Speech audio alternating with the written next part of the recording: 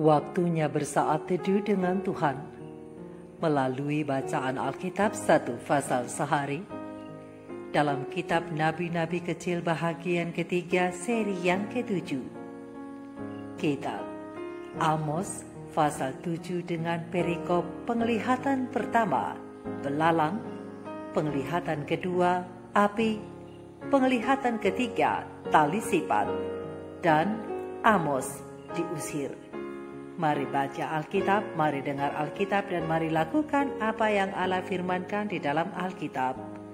Maka iman dan pengharapanmu tidaklah sia-sia. Selamat bersekutu dengan Tuhan. Tuhan Yesus Allah Putra, Alfa dan Omega memberkati, dan Allah Roh Kudus akan menuntun untuk memahami. Salam kasih dan doa dari Rumah Produksi Endang Silitonga Tanjung Bible Audio Ministry. Mari memulainya dengan doa dalam hati.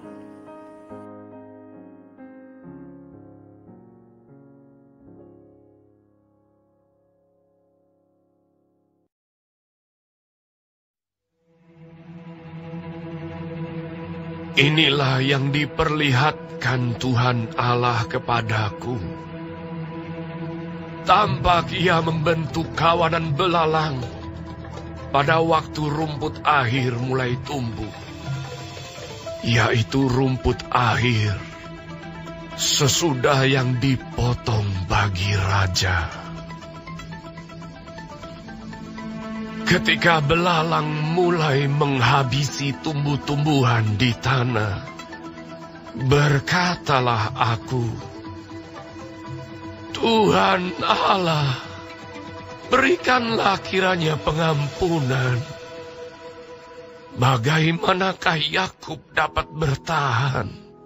Bukankah ia kecil? Maka menyesallah Tuhan karena hal itu. Itu tidak akan terjadi. Firman Tuhan. Inilah yang diperlihatkan Tuhan Allah kepadaku. Tampak Tuhan Allah memanggil api untuk melakukan hukuman.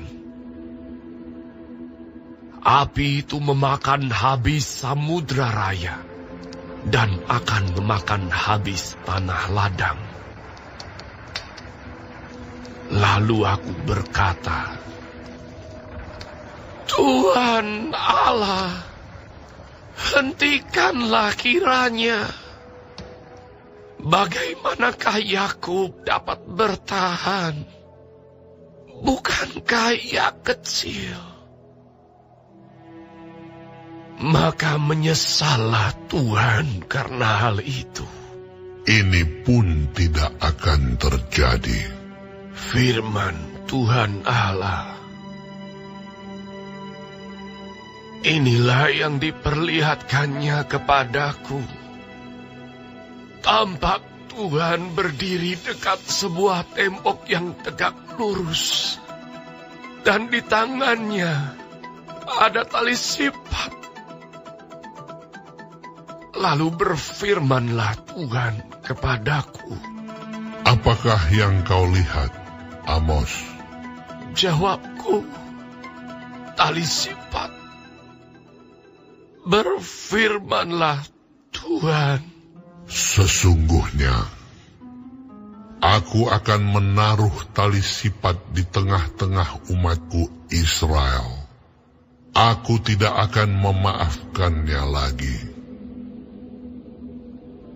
Bukit-bukit pengorbanan daripada Ishak akan dilicin tandaskan, dan tempat-tempat kudus Israel akan diruntuhkan.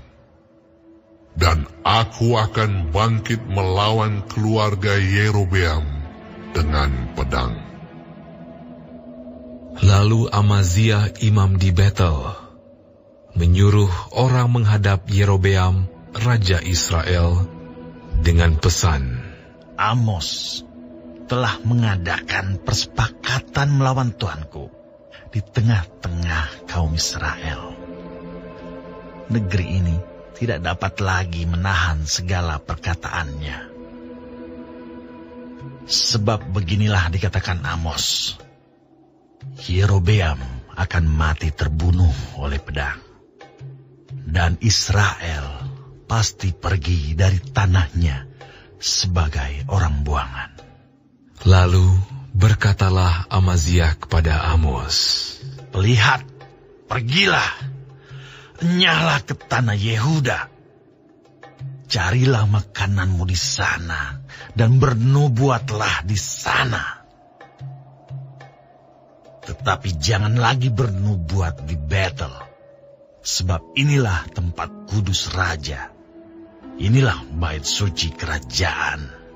Jawab Amos kepada Amaziah, Aku ini bukan nabi, dan aku ini tidak termasuk golongan nabi. Melainkan aku ini seorang peternak dan pemungut buah ara hutan. Tetapi Tuhan mengambil aku dari pekerjaan menggiring kambing domba. Dan Tuhan berfirman kepadaku, Pergilah, bernubuatlah terhadap umatku Israel. Maka sekarang, dengarlah firman Tuhan. Engkau berkata, janganlah bernubuat menentang Israel, dan janganlah ucapkan perkataan menentang keturunan Ishak. Sebab itu beginilah firman Tuhan. Istrimu akan bersundal di kota, dan anak-anakmu laki-laki dan perempuan akan tewas oleh pedang. Tanahmu akan dibagi-bagikan dengan memakai tali pengukur. Engkau sendiri akan mati di tanah yang najis. Dan Israel pasti pergi dari tanahnya sebagai orang buangan.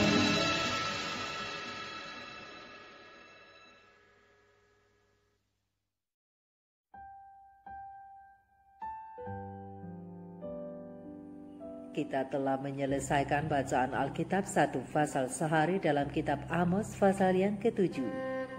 Sedikit perenungan melalui pasal ini tentang teguran yang pahit berdasarkan ayat panduan perenungan. Terang besar Alkitab Amos 7 ayat 12 dan 13 dengan bunyi nas. Lalu berkatalah Amaziah kepada Amos, Pelihat, pergilah, enyahlah ke tanah Yehuda. Carilah makananmu di sana dan bernubuatlah di sana.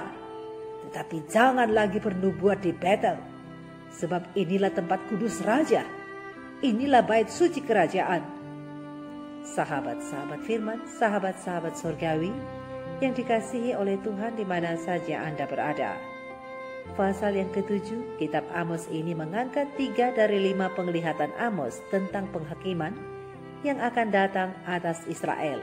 Lihat ayat yang pertama sampai ayat yang ke-9 Amos pasal 7. Juga konfrontasi Amos dengan Amaziah imam di Betel. Lihat ayat 10 sampai ayat yang ke-17. Tapi terlepas dari perantaraan Amos untuk Israel, ada seorang raja yang bernama Yerobeam yang terus melakukan dosa. Apalagi ia suka menganiaya nabi-nabi. Oleh karena itu, Amaziah, imam kepala untuk upacara penyembahan anak lembu di Betel, mengambil kesempatan untuk mengeluhkan kepada Yerobeam tentang Amos, karena Amos tidak pernah memanjatkan doanya untuk mereka. Perhatikan sahabat-sahabat firman, apa yang dilakukan oleh Amaziah. Seperti itulah orang-orang yang berpura-pura suci. Dan biasanya orang-orang seperti ini adalah orang-orang yang tidak suka ditegur oleh mereka yang memang benar-benar telah menghidupkan satu pola kehidupan yang suci. Untuk itu Amos harus bernubuat di hadapan Amaziah bagaimana dirinya telah ditunjuk oleh Tuhan Lihat ayat yang ke-14 dan ayat yang ke-15. Dan Amos bersaksi bahwa Tuhan memanggilnya saat ia masih menjadi seorang gembala ternak. Jadi untuk itu, ia tidak perlu takut kepada manusia, tetapi ia hanya takut kepada Tuhan dan melakukan kehendak-Nya. Lagi pula kemampuannya berasal dari Tuhan. Amos pun menjadi seorang nabi, bukan karena memang profesinya sebagai nabi, atau untuk dirinya mencari nafkah dari profesi itu. Tetapi Amos dipanggil sebagai bentuk amanah untuk menghormati Tuhan dalam melayani umat-umat Tuhan dan melakukan kebaikan. Maka ia harus menegur mereka walaupun teguran itu keras dan pahit. Sahabat-sahabat firman, sahabat-sahabatku, sebagaimana Amazia dan Israel, bagaimana dengan kita jika kita mendengar orang lain menegur keburukan kita? Tentu hati kita tidak senang. Tidak ada seorang pun yang suka jika kesalahan atau perbuatan dosanya dibongkar, bukan? Begitulah dengan alasan yang sama penolakan Amazia, imam di Betel itu, atas inti pemberitaan Amos yang membuat bangsa Israel resah. Tetapi Amos sendiri hanya mentaati perintah Allah yang menyuruhnya pergi ke Israel. Ia tidak sedang mencari makan melalui nubuat-nubuatnya. Ia juga bukan nabi profesional, yaitu mereka yang bernubuat di istana raja dan mendapat dukungan keuangan dari kerajaan. Tetapi Amazia tidak juga mau mengerti bahwa pemberitaan hukuman ini merupakan akibat langsung dari dosa-dosa Israel terhadap Allah, yaitu menginjak-injak keadilan dan kebenaran Allah. Lagi pula sebenarnya sebagai imam, Amazia sudah tidak lagi mewakili umat di hadapan Allah, namun ia hanya sekedar menjadi pemasok kebutuhan rohani bagi orang Israel. Tetapi kerohanian yang palsu, dan sudah jelas-jelas ini ditolak oleh Allah. Jadi sahabat-sahabatku, sahabat-sahabat firman, seandainya pada hari ini, sebagaimana Amazia dan Israel, teguran Allah itu datang kepada kita, maukah kita peka dan siap menerima tegurannya, baik itu disampaikan Allah melalui orang lain, maupun melalui pembacaan firman secara langsung tiap-tiap hari?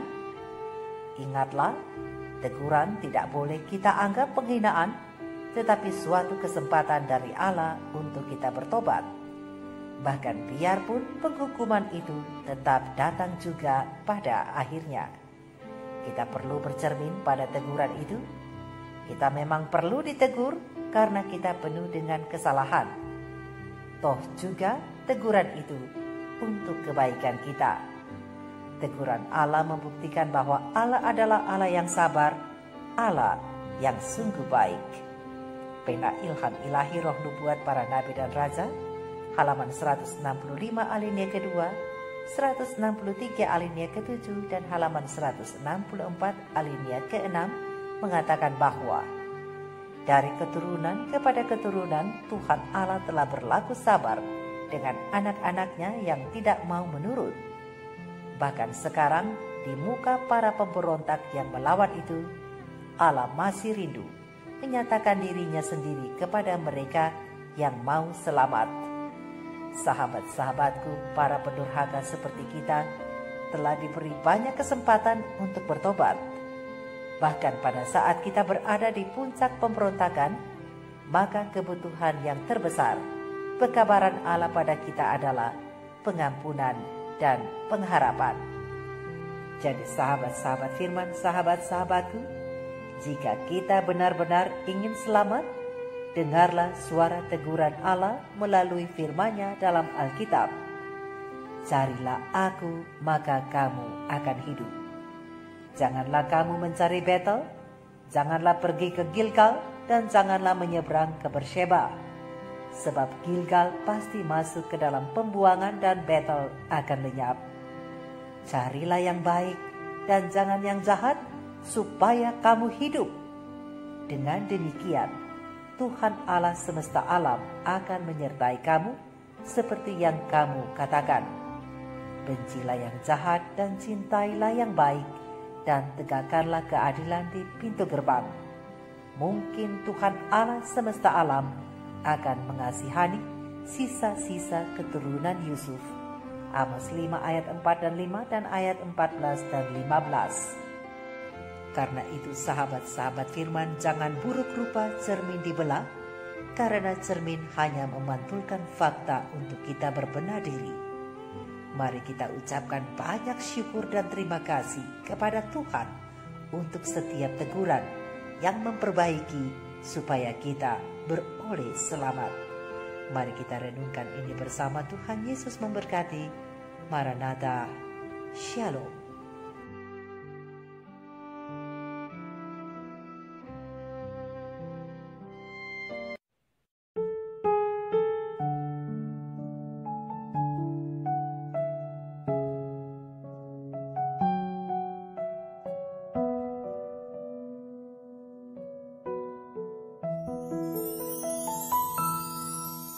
Tuhan, ku datang tertunduk malu. Engkau lihat kedalaman hatiku. Inilah aku hamba-Mu, namun tujuan hidupku hanya melayani diri sendiri. Sesungguhnya ku hamba dunia, terpikat oleh kesenangan fana, akan harta dan kuasa, kebanggaan hati, beri belas kasih-Mu. Oh Tuhan, murnikanku tekad di hatiku, agar ku tersadar menderita denganmu. Murnikanku, arahkan mata hatiku, agar ku setia